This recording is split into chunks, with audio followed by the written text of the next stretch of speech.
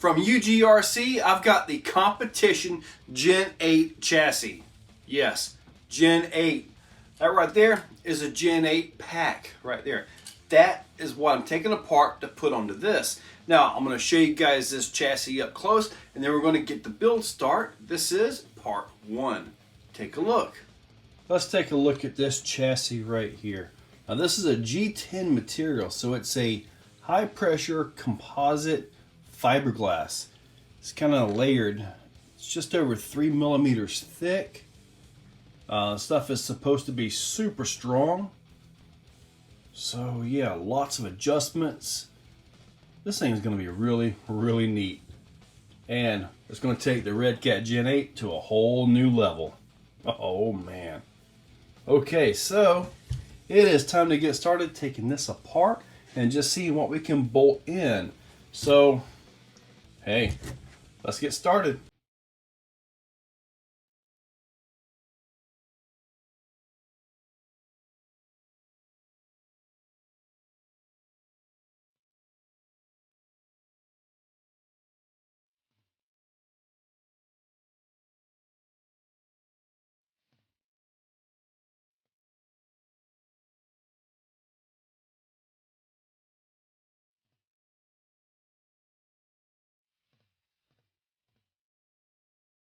So here's my pile. That came apart pretty quick actually.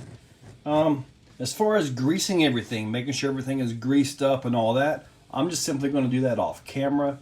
Not going to waste any time with that for this part, so we can go ahead and try to get started on assembling everything on the new Predator chassis.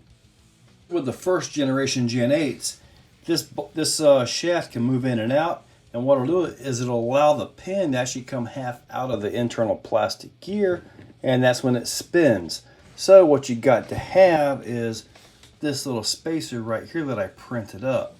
I'll put a link to the Thingiverse page where you can actually print this yourself, or you can use shims or something like that. And this just simply goes on. Let's see if I can get this on here. Just like that, and then you put the drive shaft back in place. That holds the pin in the gear to keep you from having problems. With the spacer in place, we're going to bolt in the transfer case. Now, due to this chassis being pretty much a straight deal, you've got to trim these tabs back where the transmission mounts. Got to trim them back to where they are flat straight across. So that's what I'm about to do.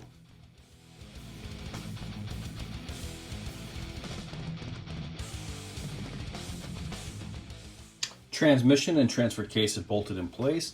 I did have to trim this just a tiny little bit, but it is all there and everything looks really good. So got those trimmed up as well, so they're nice and flat, and we are ready to move along. Now this piece right here, you have to drill that so it actually matches up with the hole, and then, you know, right now I've got the bolt coming up through the bottom. That may change as the build progresses. I'm not exactly sure. However, there are threads in the plastic right there, so that's just kind of what I went into. Just wanted to put a motor in this and just see how this thing is going to come together. So yes, Holmes Hobbies is definitely going to be in this build for sure. All right, moving along.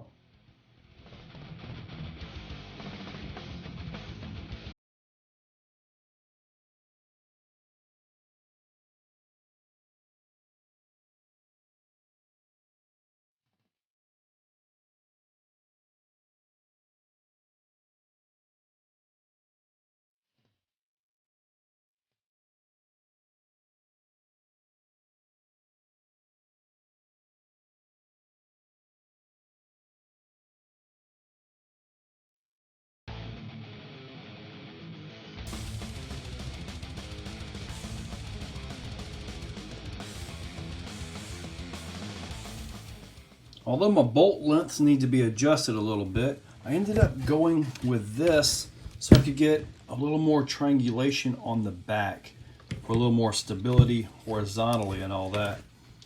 So what I ended up with, now this thing isn't going to have a lot of droop to it, so it should run about right there.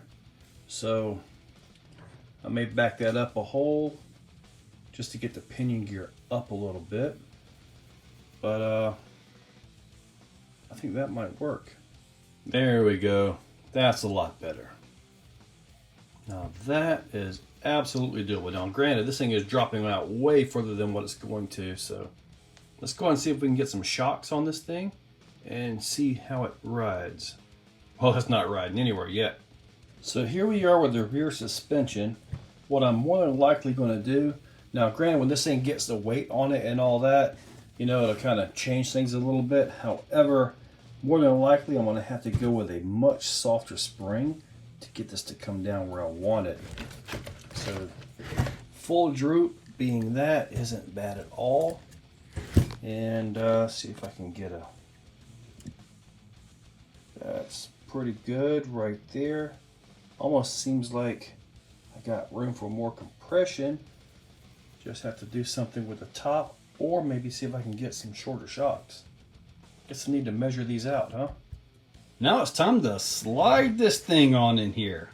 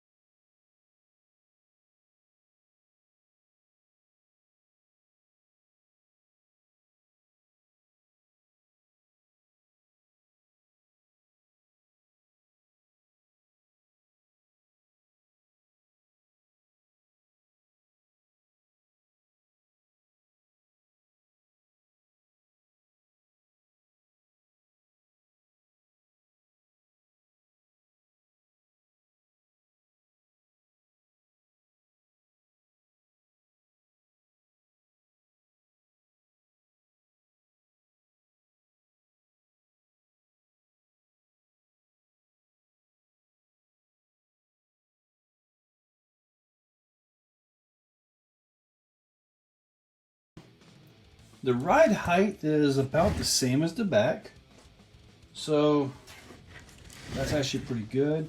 Now I've got to get the panhard bar attachment in there because you just can't leave it like that. So, but the pinion angle looks good.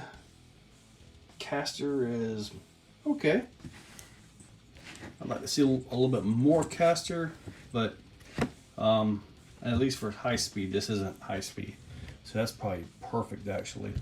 So let's go ahead and try to start getting some of these things on so we can try to get that panhard mount in place. So this piece goes in to right here just like this. Now I may have to cut some of that off. I'm not exactly sure. I'll just have to see it once I get it bolted on and see how we're lining up. Now that hole right here actually lines up with one of the holes here. So I could actually hold this in place with 3 screws and maybe use the this piece right onto here. Anyway, let's see what we get.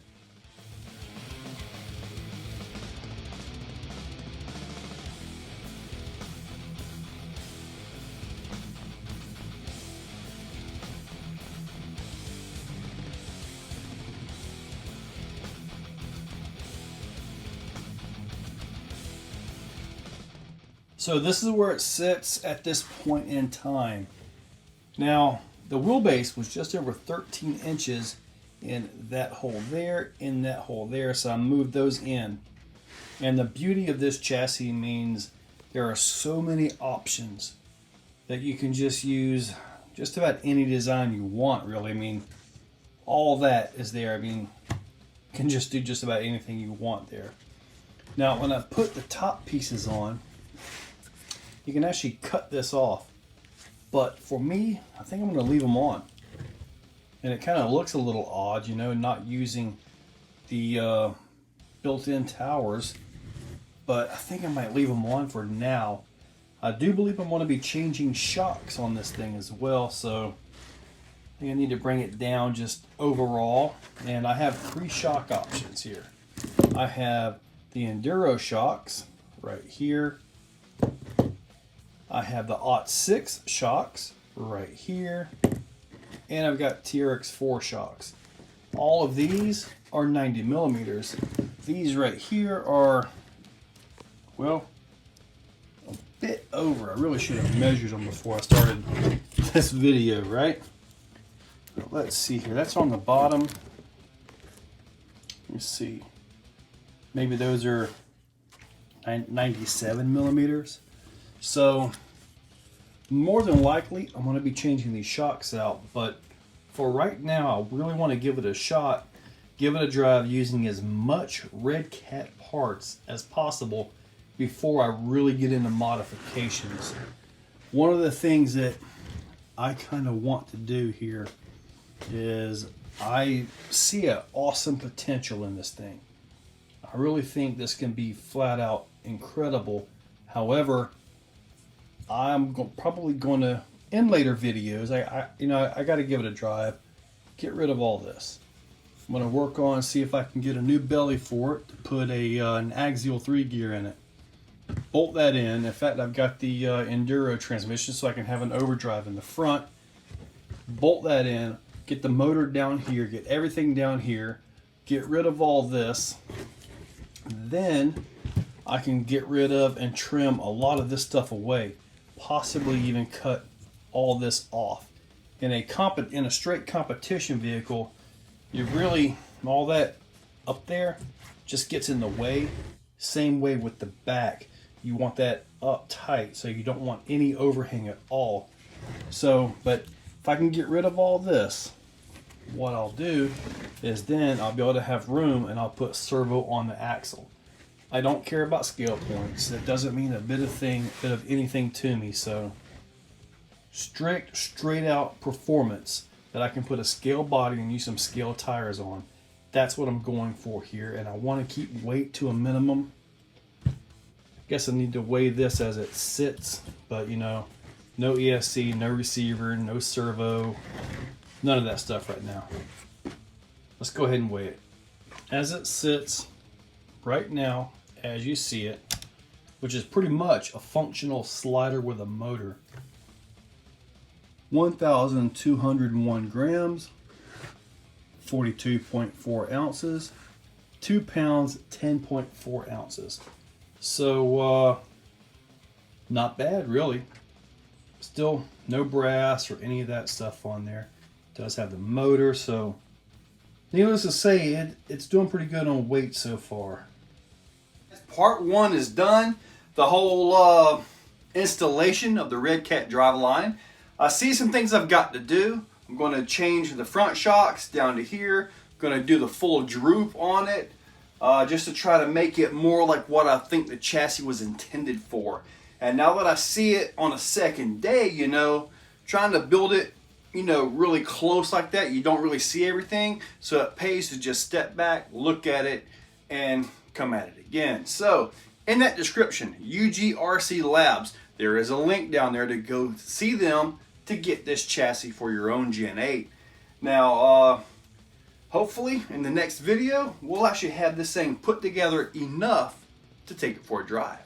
Guys, check that description for links. UGRC Lab, also affiliate links. A-Main, Amazon, and eBay. Click those links, go and buy whatever they take you to, or whatever's in your cart. That's right. Anything that's in your cart, you can click that link, go there, check out, and it all counts, and every little bit helps. Guys, hopefully you liked the video. Check out UGRC Labs, and thank you all for watching. If you guys like what you see, make sure you're subscribed. Hit that subscribe button and ring the bell. If you really like what you see, consider clicking on that join button down below. With that, you can actually become a channel member. Members get early viewing of many of the videos and, you know, a little bit more personalized. Guys, thank you all for watching.